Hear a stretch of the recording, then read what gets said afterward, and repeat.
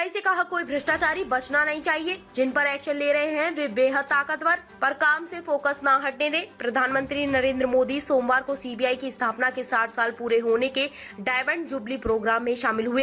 प्रधानमंत्री ने अपने 25 मिनट के संबोधन में सीबीआई के 6 दशक के सफर और आगे आने वाली चुनौतियों को लेकर बात की। उन्होंने सीबीआई से कहा, आपको कहीं पर भी रुकने की जरूरत नहीं है। मैं जानता हूं कि आप जिनके खिलाफ एक्शन ले रहे हैं वे बेहद ताकतवर लोग हैं।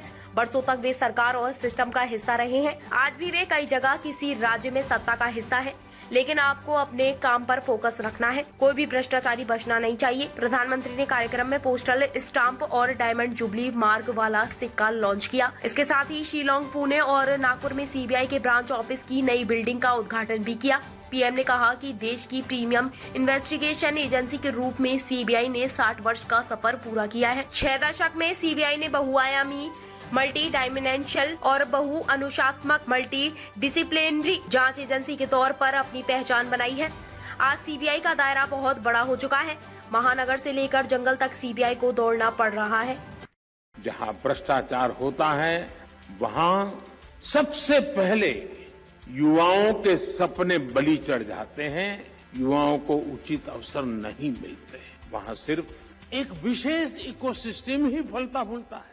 भाई भतीजावाद, परिवारवाद पनपता रहता है। इस लेगेसी को हटाने के बजाय किसी न किसी रूप में कुछ लोग उसको सशक्त करते गए। 10 वर्ष पहले जब आप गोल्डन जुबिली मना रहे थे तब देश में क्या स्थिति थी? तब की सरकार के हर फैसले, हर प्रोजेक्ट सवालों के घेरे में थे।